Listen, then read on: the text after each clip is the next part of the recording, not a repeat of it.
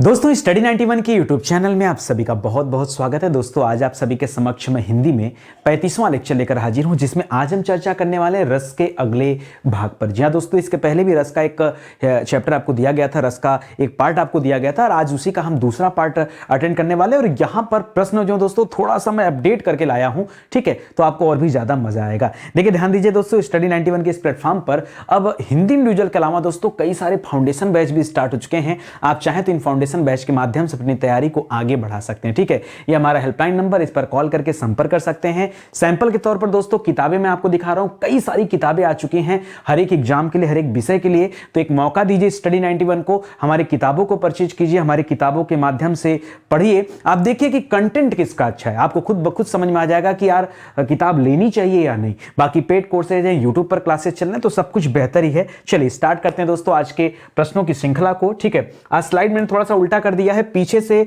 हम लोग आगे की तरफ बढ़ेंगे क्योंकि जो टाइपिंग हो रहा था उसमें थोड़ी सी गलती हो गई है। तो जो कठिन सवाल थे वो पहले लग गए थे, आसान सवाल बाद में लगे थे, तो मैंने कहा स्लाइड को उल्टा कर देते हैं ताकि आपको थोड़ा सा कॉन्फिडेंस आपको मिल जाए। तो देखिए पहला सवाल जो लिख रहा है दोस्तों, यहां पर लिख रहा है शांत रस का अस्थाई भाव क्या है। दोस्तों अगर मैं अस्थाई भाव की बात करूं तो मैंने बताया था कि रस के कुल 4 भाग होते हैं। रस के कितने भाग होते हैं दोस्तों? तो कुल 4 भाग होते हैं, जिसमें मैंने बताया था आपको विभाव के बारे में। विभाव बताया था, विभाव दोस्तों 2 प्रकार का होता है। इसी तरह से अनुभाव 4 प्रकार का होता है, ठीक है।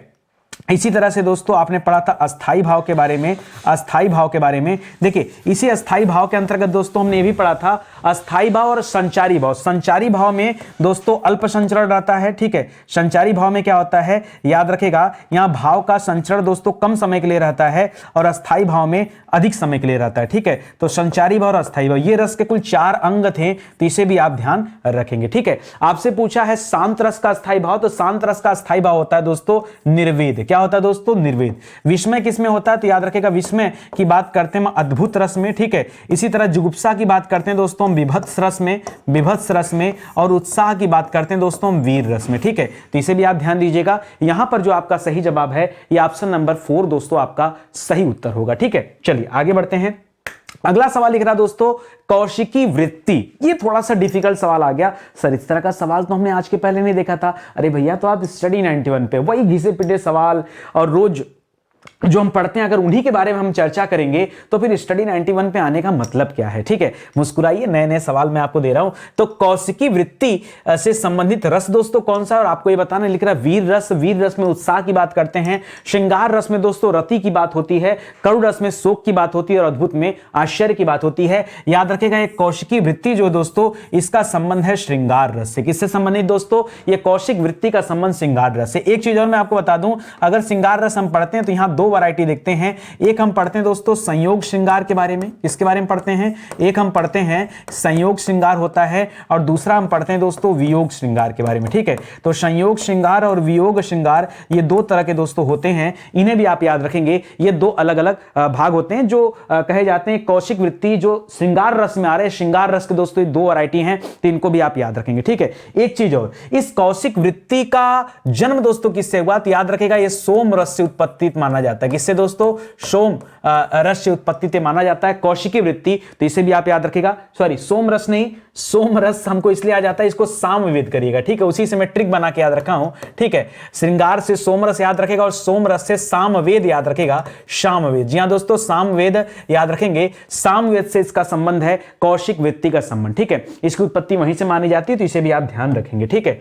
आगे देखिए, लिख रहा है श्रृंगार रस के कितने भेद होते हैं। अभी थोड़ी देर पहले बताया था मैंने कि श्रृंगार रस के 2 भेद होते हैं दोस्तों। कौन कौन से 2 भेद होते हैं? तो याद रखेगा, एक संयोग श्रृंगार हमने पढ़ा, अभी जस्ट आपको बताया पिछली स्लाइड में। तो याद रखेगा एक संयोग श्रृंगार होता है और एक क्या होता है दोस्तों? वियोग श्रृंगार होता है। संयोग श्रृंगार और वियोग श्रृंगार, ये आप ध्यान रखेंगे। बहुत अच्छा सवाल, ठीक है। तो यहां पर आपका उत्तर क्या हो जाएगा? ऑप्शन नंबर 3 बिल्कुल सही जवाब हो जाएगा। चलिए आगे बढ़ते हैं। अगला लिख रहा है रस के अंग है। रस के कितने अंग हैं दोस्तों?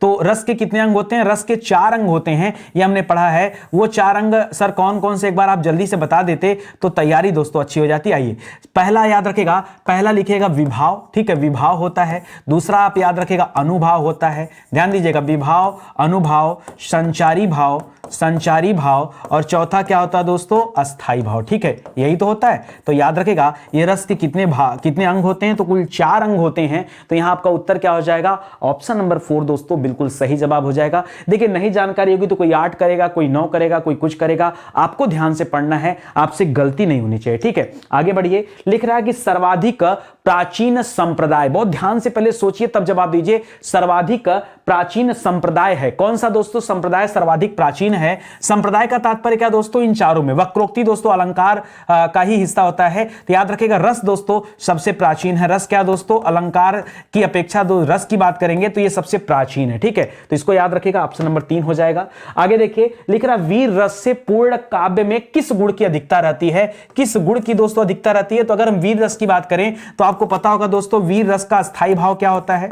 अगर हम आपसे पूछें कि बताइए वीर रस का अस्थाई भाव क्या होता है, अस्थाई भाव, तब आप जवाब क्या देंगे कि सर इसका अस्थाई भाव होता है उत्साह। क्या होता है, इसका अस्थाई भाव क्या होता है दोस्तों, उत्साह होता है। तो इस प्रकार की अगर हम बात करें तो यहां पर क्या हो जाएगा, लिख रहा ओज, माधुर्य, प्रसाद या फिर क्या हो जाएगा, इनमें से कोई नहीं, तो ओज कर सकते हैं दोस्तों। ओज माने होता है तेजस्वी गुण होना। ठीक है, उत्साह से संबंधित कर सकते हैं ओज को। तो यहां पर दोस्तों ऑप्शन नंबर 1 भी दोस्तों आप सही कर सकते हैं, ये आप ध्यान रखेंगे, ये बिल्कुल सही जवाब हो जाएगा। ओज करिएगा दोस्तों, ये इस सवाल के लिए सही उत्तर हो जाएगा। आगे लिख रहा है रसाचार्यों के अनुसार, रसाचार्य का मतलब क्या है, रस के जो आचार्य हैं जैसे भरत मुनि वगैरह, लिख रहा है रसाचार्यों के अनुसार अस्थाई भावों की सही संख्या कितनी है। अस्थाई भावों की सही संख्या कितनी दोस्तों, तो अगर देखिए रसाचार्यों की बात करेंगे तो आप याद रखिएगा इनकी संख्या आप 9 मानिएगा। ठीक है, मैंने बताया था इनकी संख्या आप 9 मानिएगा। वहीं अगर स्पेशली नाम दे आपको, किसका नाम दे दे, अगर नाम दे दोस्तों भरत मुनि का नाम दे दे, तब आप कितनी संख्या बताएंगे,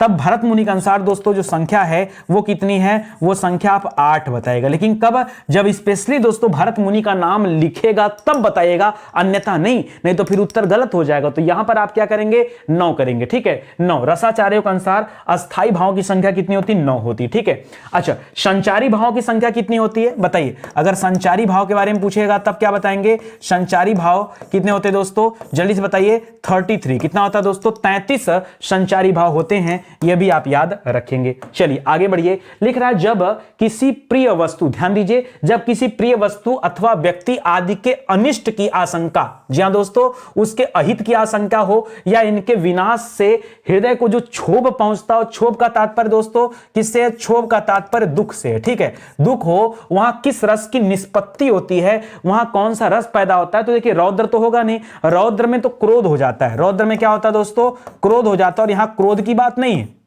भयानक में दोस्तों भय होता है, यहां भय की बात भी नहीं है। करुण रस दोस्तों यहां पे हो सकता है, क्यों, क्योंकि यहां शोक की बात की गई है, शोक या दुख की बात किया गया दोस्तों, इसलिए करुण रस कर दीजिएगा। विभत्स भी नहीं हो जाएगा, विभत्स में तो जुगुप्सा हो जाता है, जुगुप्सा में दोस्तों घृणा वगैरह हो जाता है, जुगुप्सा में क्या आता है, यह घृणा हो जाता है। ठीक है, तो इस प्रकार अगर आप उत्तर देखेंगे तो उत्तर क्या मिलेगा, ऑप्शन नंबर 3 बिल्कुल सही जवाब होगा इस सवाल का। चलिए आगे बढ़ते हैं दोस्तों। लिख रहा करुण रस को यमराज की उपाधि किसने दिया, करुण रस को, जी हां दोस्तों, करुण रस को यमराज की उपाधि किसने दिया। करुण रस का अस्थाई भाव क्या होता है दोस्तों, तो याद रखिएगा शोक क्या होता है, इसका अस्थाई भाव होता है। ठीक है, शोक इसका क्या है दोस्तों, अस्थाई भाव है। और आपसे पूछ रहा है कि इसको यमराज की संज्ञा किसने दिया, यमराज किसने कहा है। लिख रहा भरत मुनि ने कहा है, दंडी ने कहा है, पंडित राज ने कहा है, या फिर भवभूति ने कहा है। तो याद रखिएगा भवभूति ने दोस्तों करुण रस को यमराज की संज्ञा दिया। जी हां दोस्तों, इन्होंने क्या कहा है दोस्तों, इन्होंने करुण रस को क्या कहा है दोस्तों, यमराज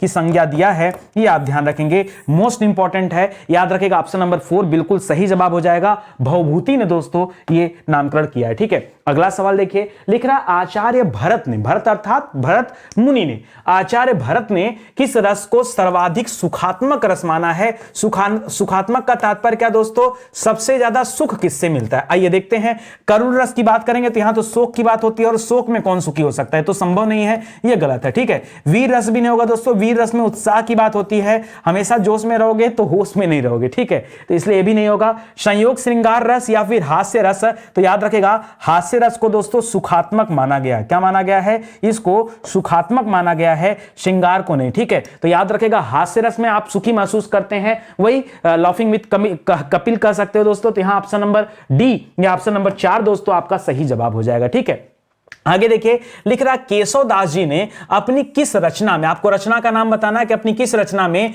उन्होंने रस का विवेचन किया है, रस के बारे में बताया है। तो देखिए लिखा है कवि प्रिया। कवि प्रिया किसकी रचना दोस्तों? कवि प्रिया केशव दास की रचना है। किसकी रचना दोस्तों? आइए हम यहां पे बात कर लेते हैं, केशव दास की अच्छी अच्छी रचनाओं के बारे में चर्चा करते हैं यहां पे देखिए, ठीक है। आइए, केशव दास के संबंधित कौन कौन सी रचना आपको याद रखनी है, तो याद रखेगा कवि प्रिया भी इन्हीं की रचना है, रसिक प्रिया इन्हीं की रचना है, रामचंद्रिका इन्हीं की रचना है, और विज्ञान गीता भी इन्हीं की रचना है। और कौन कौन सी रचनाएं हैं, तो याद रखेगा जहांगीर जस चंद्रिका। क्या याद रखेंगे? जहांगीर जस चंद्रिका, ये किसकी रचना दोस्तों? यह भी आप ध्यान देंगे, यह भी केशवदास की रचना है। छंदमाला दोस्तों किसकी रचना है? सुनिए पहले ध्यान से क्या क्या लिख रहा हूं। छंदमाला किसकी रचना है? यह भी दोस्तों इन्हीं की रचना है। नखसीस किसकी रचना है? नखसिक, जी हां दोस्तों, नखसिक किसकी रचना है? यह भी दोस्तों केशवदास की रचना है। वीर सिंह देवचरित किसकी रचना है? वीर सिंह देवचरित, जी हां दोस्तों, वीर सिंह देवचरित, ये किसकी रचना है? यह भी दोस्तों केशवदास की रचना है। एक और प्रसिद्ध रचना है रतन बावनी। कौन सी है दोस्तों? रतन बावनी। अगर दोस्तों आपको इतनी रचना नहीं पता है केशवदास जी की, तो जान लो परीक्षा में गड़बड़ होना है, कुछ ना कुछ जरूर छूट जाएगा। बहुत इंपॉर्टेंट है, नोट कर लो। 4 रचनाएं ए और बाकी 5 रचनाएं, 3 और 2 5, 5 या 9 रचनाएं दोस्तों कम से कम आपके जबान पर होना चाहिए। अब बात आता है कि भाई केशवदास की किस रचना में रस का विवेचन किया गया है, रस का उल्लेख किया गया है, तो याद रखेगा रस से याद रखेगा रसिक प्रिया। रस से कौन सा शब्द याद रखेंगे? रस से बना रसिक शब्द, तो रसिक प्रिया में दोस्तों केशवदास जी ने रस का विवेचना किया है, रस का उल्लेख किया है। तो जो सही जवाब है यह है ऑप्शन नंबर 2, आप ध्यान रखेंगे। समझ में आ गया ना? बढ़िया से ना? चलो आ जाओ आगे बढ़ते हैं, अगला सवाल करिए। लिख रहा है रस सिद्धांत के आदि प्रवर्तक कौन है? ठीक है, सबसे पुराने आचार्य जो होंगे वही आदि प्रवर्तक होंगे। और याद रखेगा यहां पर आदि प्रवर्तक किसे माना गया दोस्तों? तो भरत मुनि को दोस्तों आदि प्रवर्तक माना गया। ऑप्शन नंबर 1 कर लीजिएगा। बाकी विश्वनाथ जी भावा जी की बात करेंगे तो ये भी दोस्तों महान आचार्य हैं, इन्होंने भी रस के बारे में तमाम चीजें कहा है। ठीक है, लिख रहा है छल को दोस्तों याद रखेगा 34वां। जी हां दोस्तों, वैसे तो अगर हम बात करें संचारी भाव की संख्या कितनी है, तो पीछे हमने कई बार आपको बताया है, पिछली क्लास में भी दोस्तों हमने चर्चा किया था कि संचारी भाव की संख्या होती है 33। कितनी होती है? 33। लेकिन याद रखेगा एक ऐसे आचार्य हैं जो 34वां, याद रखेगा 34वें नंबर पर दोस्तों छल को, 34वें नंबर पे छल को क्या मानते हैं दोस्तों? वो छल को भी दोस्तों संचारी भाव के अंतर्गत रखते हैं। आपको बताना है कि वो कौन से आचार्य हैं जिन्होंने 34वें नंबर पर इस छल की बात किया है, ये आपसे पूछ रहा है। ठीक है, तो बताइए। लिख रहा अभिनव गुप्त जी हैं, आचार्य शुक्ल जी हैं, या केशवदास जी हैं, या कवि देव जी हैं? तो याद रखेगा यहां पर आपका जवाब होगा कवि देव जी। जी हां दोस्तों, कवि देव जी के अनुसार छल को 34वें नंबर पर रख करके उन्होंने क्या माना है? याद रखेगा संचारी भाव के अंतर्गत माना है। तो इस सवाल का जो सही उत्तर होगा ये क्या हो जाएगा दोस्तों? ऑप्शन नंबर 4 आपका सही जवाब हो जाएगा। चलिए आगे बढ़िए। लिख रहा रस के अनुसार अपस्मार क्या है? जी हां दोस्तों, अपस्मार क्या है? लिख रहा एक प्रकार का उपमान है जिसमें उपमेय की हेयता सिद्ध की जाती है। नहीं, ऐसा नहीं है। याद रखेगा अपस्मार संचारी भाव का एक प्रकार है। हमने पढ़ा संचारी भावों की संख्या कितनी है, तो हमने पढ़ा संचारी भावों की संख्या है 33। उन 33 प्रकारों में से याद रखेगा अपस्मार भी एक प्रकार है। तो यहां पर आपका उत्तर क्या होगा दोस्तों? ऑप्शन नंबर 2 होगा। अब जिन्होंने पढ़ा होगा वो तो जान रहे होंगे, जिन्होंने नहीं पढ़ा होगा उनके साथ दिक्कत हो रही होगी। कुछ बच्चे ऐसा भी सोच रहे होंगे सर डिटेल से पढ़ा देते तो बड़ा मजा आ जाता। देखिए डिटेल से पढ़ना है तभी तो मैंने आपसे कहा कि हिंदी इंडिविजुअल का बैच ज्वाइन कर लीजिए। ठीक है, आप लोग हमेशा पैसे देखते हैं, चीजों को देखते हैं, किताब परचेज कर लीजिए। भाई बिना उसके आप कैसे कंप्लीट करेंगे? आप YouTube पे पढ़ रहे हैं और यहां मेरा कर्तव्य है कि हर एक टॉपिक पर किस तरह के सवाल आपसे आपकी परीक्षा में पूछे जाते हैं उन पर आपकी नजर डालना। तो इन चीजों को आप याद जरूर रखिएगा। बहुत विस्तार में आप चर्चा करना चाहते हैं तो फिर आप बैच में आइए, आपको बहुत खुशी मिलेगी। ठीक है, आगे बढ़िए। लिख रहा है कि विभावानुभाव। जी हां दोस्तों, यहां देखिए विभावानुभाव में क्या है? एक शब्द लिखा है विभाव, पकड़िएगा आप यहां से। विभावानुभाव में क्या लिखा है दोस्तों? यहां लिखा है अनुभाव। ठीक है, और याद रखेगा उसके बाद क्या लिखा है? उसके बाद लिखा है व्यभिचारी। जी हां दोस्तों, व्यभिचारी। जी हां दोस्तों, व्यभिचारी। यहां क्या लिखा है दोस्तों? संयोग। जी हां दोस्तों, संयोग दृश्य निष्पत्ति। यह सूत्र दोस्तों किसका है? याद रखेगा ये भरत मुनि जी का सूत्र है। जी हां दोस्तों, रस से संबंधित भरत मुनि जी का सूत्र है। और इसी सूत्र में दोस्तों बता दिया गया कि रस के कितने अवयव होते हैं, रस के कितने अंग होते हैं। होते हैं, ठीक है, ये आप याद रखेंगे। यहां पर आपको लग रहा होगा सर अस्थाई भाव के बारे में नहीं बताया गया, तो दोस्तों एक बात याद रखिए, अस्थाई भाव का उल्लेख भरत मुनि ने नहीं किया है, उल्लेख भरत मुनि ने नहीं किया है, ठीक है, याद रखेगा, भरत मुनि ने नहीं किया है। अर्थात क्या दोस्तों, अर्थात भरत मुनि के अनुसार रस के कितने अंग हैं, तो रस के याद रखेगा, भरत मुनि के अनुसार रस के सिर्फ 3 अंग हैं। कौन कौन सा है? अनुभाव है, और अनुभाव है, विभाव है और व्यभिचारी भाव है। तो याद रखेगा, व्यभिचारी को ही संचारी भाव भी कहा जाता है। इसी को हम क्या कहते हैं? इसी को हम संचारी भाव भी कहते हैं। जो 33 होता है ना, ये उसकी बात कर रहा हूं। इन्होंने अस्थाई भाव को स्थान नहीं दिया है, इसलिए ये सवाल भी आप याद रखेंगे, ठीक है। ये इंपॉर्टेंट चीजें हैं, नहीं याद रखेंगे तो फिर गलती होगी, ठीक है। चलिए, तो यहां क्या हो जाएगा आपका उत्तर? इस सवाल का सही जवाब हो जाएगा दोस्तों ऑप्शन नंबर 2, जो कि सही उत्तर है। चलिए आगे बढ़ते हैं दोस्तों। अगला लिख रहा है, चमक उठी सन 57 में, वो तलवार पुरानी थी, खूब लड़ी मर्दानी, वह तो झांसी वाली रानी थी। ये लाइन आते ही हमारे रोंगटे खड़े हो जाते हैं, यानी वीर रस का प्रयोग देखने को मिल रहा है दोस्तों। उत्साह भर करके दोस्तों आप इस कविता को पढ़ते हैं तो याद रखेगा, यहां पर आपका जवाब क्या हो जाएगा दोस्तों? वीर रस आपका जवाब हो जाएगा। ये तो सोचने वाली बात ही नहीं, ठीक है। भक्ति रस में भक्ति परक बातें होती हैं, हास्य रस में हंसने की बातें होती हैं, श्रृंगार रस में रति की बात होती है, यही इसके अस्थाई भाव होते हैं। तो इस सवाल का सही जवाब क्या? याद रखेगा, ऑप्शन नंबर 2 दोस्तों आपका सही उत्तर हो जाएगा। आगे बढ़िए, ध्यान दीजिए दोस्तों, स्टडी 91 के प्लेटफॉर्म से अब हिंदी इंडिविजुअल का बैच आ चुका है। हिंदी इंडिविजुअल के बैच के अलावा तमाम फाउंडेशन बैच भी स्टार्ट हो चुके हैं। अगर आप चाहते हैं विषय पर पूरी तरह से पकड़ बनाना, तो दोस्तों एक तो किताब का सहारा लेना पड़ेगा आपको, दूसरा बैच में आइए। आप ये मत सोचिए यार कि मैं यहां बहुत ज्यादा प्रमोशन कर रहा हूं, ये आपके हित के लिए कह रहा हूं। क्योंकि आज मैं अगर आपको रस का चैप्टर पढ़ा भी दिया तो कल कहोगे सर छंद का चैप्टर नहीं आता, परसों कहोगे अलंकार के बारे में नहीं आता। अब भाई चैप्टर तो बहुत बड़ा है ना। आप सोचो, हिंदी पर यहां हमने 130 लिखा है ना, 150 से ज्यादा वीडियो लेक्चर है हिंदी के यहां। अब सोचो 150 वीडियो लेक्चर, आप किसी कोचिंग में जाके पता कर लेना कि सर हिंदी हम पढ़ने आए हैं आपसे, कितने लेक्चर में पढ़ाएंगे, ठीक है। देखना बताएंगे आपको 30 लेक्चर 40 लेक्चर, भाई तो कुछ तो अंतर होगा। और वहां से उनकी फीस भी पता कर लेना। अगर उससे ज्यादा स्टडी 91 की फीस होगी तो कॉल करके बता देना कि नहीं सर फला कोचिंग में फीस बहुत कम है, स्टडी 91 की फीस ज्यादा है, और तब आप मुझे बताना, कंप्लेन करना आपकी, तब मैं आपकी बातें मान जाऊंगा। और इतना नहीं, आप पता कर लेना कि कितना लेक्चर है, आप ये भी पता कर लेना कि कितने सवालों की प्रैक्टिस कराएंगे, खाली हिंदी पढ़ाएंगे या सवालों पर चर्चा परिचर्चा भी करेंगे। क्योंकि बिना सवालों पर चर्चा किए कैसे पता चलेगा कि हिंदी आपकी तैयार हुई, याद हुआ कि नहीं हुआ, परीक्षा में क्या पूछता है, कैसे पता चलेगा बताओ? ये तब पता चलेगा जब आप क्वेश्चन प्रैक्टिस करेंगे। और इसी बैच के अंदर दोस्तों 3000 सवालों पर मैंने प्रैक्टिस कराया है। आप तो यहां 100 200 500 सवालों की प्रैक्टिस कर रहे हैं, आज 30 सवाल पढ़ रहे हैं ना। ऐसे दोस्तों 3000 सवालों पर मैंने प्रैक्टिस कराया है। बैच में आइए, क्यों परेशान है? कुछ नहीं डूबेगा आपका, पैसा तो कतई नहीं डूबेगा। इस विषय को पढ़ने के बाद आप इतने स्मार्ट हो जाएंगे, इतने स्मार्ट हो जाएंगे कि हिंदी विषय आप जाके पढ़ा सकते हैं लोगों को, ठीक है। तो वैसे भी दोस्तों आप सही हो जाएगा आपका, कोई दिक्कत की बात नहीं, भरोसा करो। चलो आ जाओ। अब देखिए आगे के जो 15 सवाल हैं, यहां से जो बाकी के 15 सवाल हैं, उन सवालों में दोस्तों मैं थोड़ा सा डिफिकल्ट चीजें रखा हूं। यहां पर दोस्तों पूरी पद्य की लाइन दिया हूं, आपको खाली पहचान करना, पकड़ना है कि कहां पर कौन सा रस छिपा है, उसको निकालिएगा। लिख रहा बोरो सब है रघुवंश कुठार की धार में, कुठार की धार में। कुठार किसे कहते हैं? याद रखेगा, कुठार कहा जाता है कुल्हाड़ी को, या कुठार कहा जाता है फरसा को। किसे कहा जाता है? फरसा को। तो बोरो सब है रघुवंश कुठार की धार में, बारन बजी सरहद थई, बान की वायु उड़ावे के, लक्षण लक्ष्य करो अरिहा समरथ थई। ठीक है। तो दोस्तों ये जब श्री रामचंद्र जी सीता स्वयंवर में गए थे, जब उन्होंने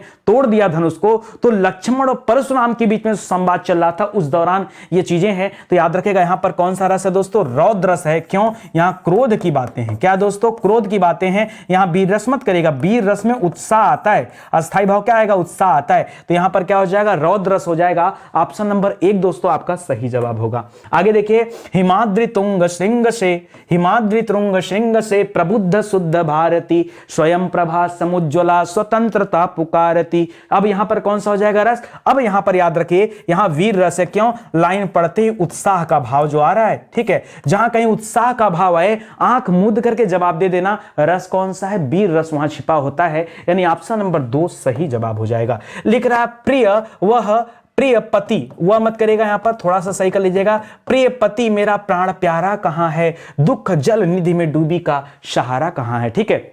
तो याद रखेगा, एक पत्नी अपने पति के लिए विलाप कर रही दोस्तों, और जहां विलाप की बात आती है वहां रस कौन सा? करुण रस हो जाएगा। क्यों? क्योंकि करुण रस में अस्थाई भाव क्या होता है दोस्तों? शोक होता है। और यहां तात्पर्य किससे है? शोक से ही तो है कि प्रिय पति मेरा प्राण प्यारा कहां है, दुख जल निधि में डूबी का सहारा कहां है। तो याद रखें दोस्तों, यहां पर क्या हो जाएगा आपका उत्तर? ये आपका उत्तर हो जाएगा ऑप्शन नंबर सी, करुण रस। ठीक है, अच्छा कहां की दोस्तों ये रचना कहां की है दोस्तों? अगर मैं इसकी बात करूं तो याद रखेगा, प्रिय प्रवास का नाम सुना होगा। प्रिय प्रवास की लाइनें हैं, प्रिय प्रवास रचना है दोस्तों। इसकी रचनाकार कौन है? तो याद रखेगा अयोध्या सिंह हरियोध।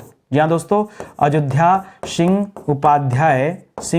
उपाध्याय हरियोध की लाइनें हैं, हरियोध जी की लाइनें हैं। कभी हो सकता है परीक्षा में आपसे ये पूछ ले कि बताइए ये किसकी लाइन है, तब आप क्या बताएंगे कि प्रिय प्रवास की पंक्तियां हैं। और किसने लिखा है दोस्तों? अयोध्या सिंह उपाध्याय हरियोध जी ने लिखा है। उत्तर क्या होगा? करुण रस होगा यहां पर, ये ध्यान रखेंगे। ठीक है, आगे बढ़िए। लिख रहा, मेरो तो गिरधर गोपाल दूसरो न कोई, जाके सिर मोर मुकुट मेरो पति हुई। ये किसका कथन दोस्तों? ये मीराबाई के द्वारा दोस्तों ये लिखा गया, मीराबाई के द्वारा लिखा गया है। भगवान श्री कृष्ण को मीराबाई क्या समझती हैं? अपना पति मान बैठी हैं। ठीक है, और इसमें क्या है तो देखिए, इसमें लिख रहा है श्रृंगार रस, हास्य रस की बात तो है नहीं, और शांत रस की बात भी नहीं। अब बहुत सारे बच्चे सोचेंगे सर करुण रस कर लिया जाए या फिर श्रृंगार रस कर लिया जाए। फिर से पढ़ो, मेरे तो गिरधर गोपाल दूसरो न कोई। यहां नायक नायिका वाली दोस्तों बात आ गई है, इसलिए करुण रस की बात मत करेगा, रोने गाने की बात नहीं, यहां श्रृंगार रस हो जाएगा। क्योंकि भाव कैसा दोस्तों? तो रति का भाव है। कैसा भाव है? ये रति का भाव है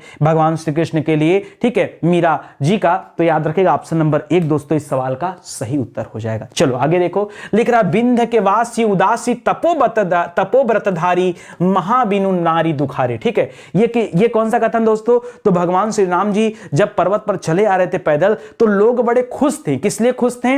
अच्छा यहां देखिए, बहुत सारे लोग ये उदासी वर्ड पढ़ करके ना, बहुत सारे लोग यहां करुण स्टिक करते हैं। करुण गलत जवाब है, यहां शोक की बात नहीं है। जो आप समझ रहे हैं कि उदासी को देख करके शोक कर लें, ऐसा नहीं है। सुनो पहले क्या मुद्दा क्या है। रामचंद्र जी पर्वत पे जा रहे थे, तो जो वहां के नगरवासी थे, पर्वत पर जो रहने वाले लोग थे उस गांव में, उन नगरवासी कर सकते हैं, गांव के लोग कर सकते हैं, उन्होंने सोचा कि अरे ये वही राम जी हैं जिन्होंने अपने पैरों से पत्थर को छू करके सुंदर स्त्री बना दिया, और यहां तो पहाड़ पे ढेर सारे पत्थर हैं, पता नहीं कब कहां किसकी चांदी हो जाए। ठीक है, मतलब कब कौन स्त्री बन जाए। तो ये सुनकर दोस्तों, सोच करके लोग क्या कर रहे हैं? हंस रहे हैं। इसलिए यहां पर हास्य रस है। यहां पर क्या है दोस्तों? हास्य रस। देखिए मैं समझा रहा हूं, मुद्दे की बात समझिए, तब तो आप याद रखेंगे। तो बिंद के वासी उदासी तपोव्रतधारी महाबिनु नारी दुखारे। तो याद रखिए ऑप्शन नंबर 3 दोस्तों यहां पर सही जवाब हो जाएगा। ठीक है, आगे देखिए, फाड़ी नखन सौ आंतड़ी ने, अपने नाखूनों से 100 के 100 मतलब एक किसी व्यक्ति का हो सकता है देहांत हो गया, या कोई जानवर का 100 हो सकता है। आंतड़ी, उसके 100 के आंतड़ियों को निकाल रहा है। रुधिर मवाद निकारी, उसके अंदर से रुधिर यानी रक्त को, मवाद को निकाल रहा है। लेपत अपने मुखन पे, उसके रक्त को अपने मुख पर लीप रहा है, पोत रहा है। ठीक है, हरसी प्रेतगन नारी। और ये सब दृश्य देख करके कैसा आपके मन का भाव हो रहा है? तो याद रखेगा घृणा का भाव जग रहा है। इसलिए दोस्तों याद रखेगा रस कौन सा हो जाएगा? यहां पर विभत्स रस होगा, विभत्स रस होगा। और विभत्स रस का स्थायी भाव क्या होता है? जुगुप्सा होता है। इसलिए ऑप्शन नंबर 2 करिएगा। यहां भय या भयानक रस की बात मत करिएगा दोस्तों, सही उत्तर क्या हो जाएगा? जुगुप्सा होगा। बहुत सारे लोग यहां भय कर देते हैं, भय की बात नहीं होगी। याद रखेंगे रस कौन सा होगा? तो विभत्स रस होगा। और अस्थाई भाव क्या आएगा? तो जुगुप्सा इसका अस्थाई भाव होगा। ठीक है, आगे देखिए, राग है कि रूप है, राग है कि रूप है कि रस है कि जस है कि तन है कि मन है कि प्राण है कि प्यारी है। ठीक है, याद रखेगा उपरोक्त पंक्तियों में दोस्तों कौन सा रस है? लिख रहा है श्रृंगार रस है, वात्सल रस है, अद्भुत रस है, या फिर शांत रस है। ऐसे में कौन सा जवाब हो जाएगा दोस्तों? ध्यान दीजिएगा, यहां पर आ जाएगा अद्भुत रस। रास है कि रूप है कि रस है कि जस है, ठीक है, तन है कि मन है कि प्राण है कि प्यारा है। ठीक है, तो याद रखेगा यहां पर रस कौन सा आएगा? ये अद्भुत रस की बातें यहां की जा रही हैं, यहां अद्भुत रस हो जाएगा। समझ में आ रहा है? अद्भुत रस हो जाएगा, अद्भुत रस हो जाएगा। और आश्चर्य दोस्तों इसका क्या हो जाता है? अस्थाई भाव हो जाता है। लिख रहा, अभी तो मुकुट बधा था मात, अभी तो मुकुट बधा था माथ, यानी अभी तो सेहरा सजा था, माथे पर सेहरा सजा था, हुए कल ही हल्दी के हाथ, अभी कल ही हाथों में हल्दी लगी थी, खुले भी न थे लाज के बोल, और अभी तो लाज के बोल मुख से खुले भी नहीं थे, हम तो खुलकर बात भी नहीं कर पा रहे थे, खिले थे चुंबन शून्य का पोल, ठीक है, खिले थे चुंबन शून्य का पोल, हाय रुक गया यही संसार, और यही क्या हो गया, संसार रुक गया, बना सिंदूर अनल अंगार, अनल मतलब क्या हो गया, अनल मतलब आग को कहा जाता है अनल, ठीक है, अनल अंगार, यहीं पर सिंदूर क्या हो गया, अंगार बन गया, क्यों, क्योंकि वा तहत लतिका वह सुकुमार, पड़ी है छिन्नाधार। घर पर जब शव आया ना, देखिए एक कहानी है दोस्तों, एक प्रियतमा है, उसकी हाल फिलहाल में विवाह हुआ है, ठीक है, और अभी उसका विवाह हुआ ही था कि पति की लाश आई है, उसीलिए दोस्तों ये कहा जा रहा है, ये पूरी की पूरी जो चीजें हैं ये सुमित्रा नंदन पंत जी की है, ठीक है, किसका दोस्तों, याद रखेगा, सुमित्रा नंदन पंत की लाइनें हैं, सुमित्रा नंदन पंत जी की लाइनें हैं। सुमित्रा नंदन पंत जी ने ये जो वधु है दोस्तों उसकी व्यथा सुना रहे हैं, तो यहां पर क्या है दोस्तों, यहां पे सीधे करुण रस की बात करिए, यहां वियोग श्रृंगार की बात मत करिए। देखिए वियोग तब होता है जब नायक नायिका एक दूसरे से दूर जा रहे हो, मर थोड़े गए हो, यहां तो मृत्यु की बात हो रही दोस्तों, तो यहां शोक की बातें हो रही है। याद रखेगा स्थायी भाव क्या है, शोक है, रस कौन सा आएगा, करुण रस आ जाएगा। ऑप्शन नंबर दोस्तों 3 दोस्तों इस सवाल का सही जवाब होगा, ये आप ध्यान रखेंगे, ठीक है। तो यहां नववधु का प्रियतम के विवाह के पहले दिन दोस्तों मृत्यु हो जाती है, और उसी का दोस्तों यहां पर व्याख्या किया गया है, ठीक है। दुख ही जीवन की कथा रही, क्या कहूं आज जो नहीं कही। तो याद रखें दोस्तों यहां पर क्या है, बहुत ध्यान से पढ़िएगा, ये जो पंक्तियां लिखी गई दोस्तों ये सूर्यकांत त्रिपाठी निराला जी की, किसके दोस्तों, ये सूर्यकांत त्रिपाठी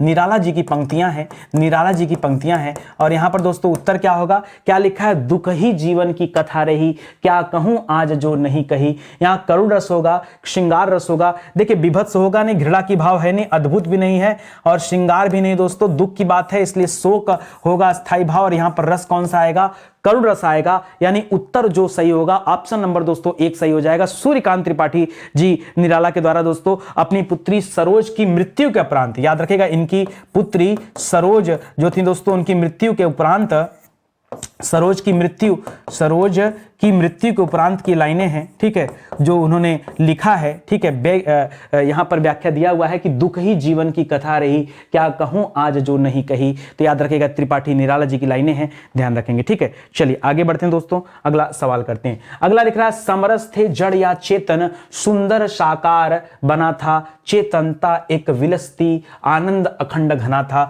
इन पंक्तियों में दोस्तों कौन सा रस है, याद रखेगा यहां कोई, देखिए श्रृंगार तब होता है जहां कहीं भी रति का भाव आए, जहां कहीं क्या आ जाए दोस्तों, संयोग या वियोग की बात आ जाए, नायक नायिका या तो एक दूसरे से मिल रहे हो या दूर जा रहे हो, तभी होगा। करुण रस की बात तब आ जाएगी दोस्तों जब शोक का भाव हो, ठीक है, शोक का भाव हो, और यहां कहीं आपको शोक का भाव नजर नहीं आ रहा है, रति का भाव, शोक का भाव, ये सब नहीं दोस्तों। यहां शांत रस होगा, यहां निर्वेद, शांत रस का स्थायी भाव क्या होता है दोस्तों, निर्वेद होता है। याद रखेगा भयानक रस तो भय हो जाता है ना, भय का भाव, और भय का भाव भी यहां नहीं, तो उत्तर क्या हो जाएगा, ऑप्शन नंबर 3 करिएगा, शांत रस है। समरस थे जड़ या चेतन, सुंदर साकार बना था, चेतनता एक विलसती, आनंद अखंड घना था, ठीक है। तो याद रखेगा यहां पर शांत रस हो जाएगा, ये सही जवाब है, ठीक है। लिख रहा है, जो तुम्हारा अनुशासन पावो, कंदुक यू ब्रह्मांड उठाओ, कांचो घट डारों फोरी, रोको मेरु मुलक जिमि तोरी, ठीक है। देखिए फिर से वही वाली व्याख्यान होगा, जब सीता स्वयंवर चल रहा था,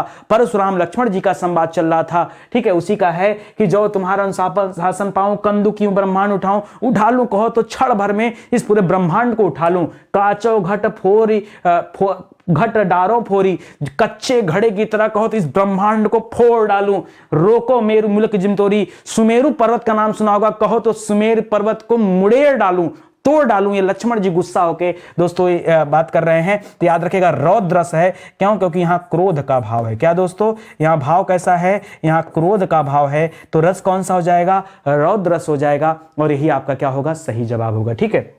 आगे बढ़िए, लिख रहा, आधा पात बबूल का, तामे तनिक पिसान, लाला जी करने लगे छठे क्षमा से दान। एक्चुअली दोस्तों लाइन ऐसे नहीं है, लाइन थोड़ी सी चेंज है, मैं आपको बताना चाहूंगा कि इस लाइन में क्या है, ठीक है, थोड़ा सा चेंज है, ऐसे होना चाहिए इस लाइन को, दोना पात बबूल का, दोना पात बबूल का, दोना पात बबूल का, ठीक है, तामे तनिक पिसान, ता में तनिक पिसान, पिसान जानते हैं ना किसे कहा जाता है, आटे को कहा जाता है, ठीक है।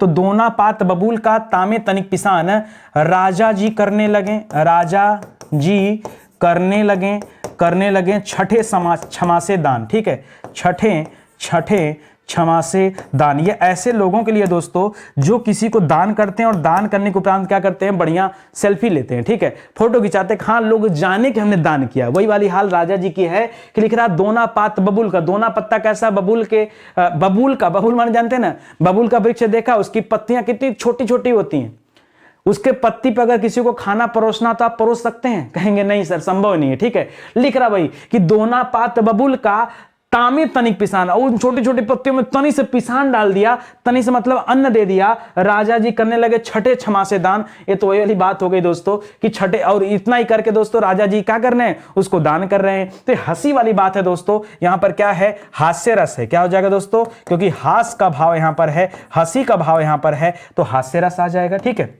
आगे बढ़िए, लिख रहा है सोहत कर नवनीत लिए घुटुरवन चलत रेणु तन मंडित मुख दधि लेप किए। मुख दधि मतलब होता दही, मुख पर दही लिप दिया है, ठीक है। घुटुरवन चलत, घुटने के बल पे चल रहे हैं, घुटने के बल पे क्या कर रहे हैं, चल रहे हैं। रेणु तन मंडित, और शरीर, तन यानी शरीर पर क्या लगा दोस्तों, मिट्टी लिपी हुई है, क्या है दोस्तों, मिट्टी लिपी हुई है, पुती हुई है, ठीक है। तो याद रखेगा लिपी हुई है, किसकी बात कर रहा है, भगवान श्री कृष्ण जब घुटने के बल दोस्तों चलते हैं, उस समय का वर्णन है। तो यहां वात्सल्य रस आप कर सकते हैं, क्योंकि यहां श्रृंगार रौद्र शांत की बात नहीं दोस्तों, यहां वात्सलता का भाव है। माता पिता का अपने बच्चों के प्रति जो भाव होता है, उसमें जो प्रेम होता है, वो क्या होता है दोस्तों, वात्सल्य रस का द्योतक होता है, ठीक है। लिख रहा है मन की उत्तप्त वेदना, मन की उत्तप्त वेदना मन ही मन में बहती थी, चुप रहकर अंतर मन में कुछ मौन व्यथा कहती थी। दुर्गम पथ पर चलने का वो संबल छूट गया था, अविचल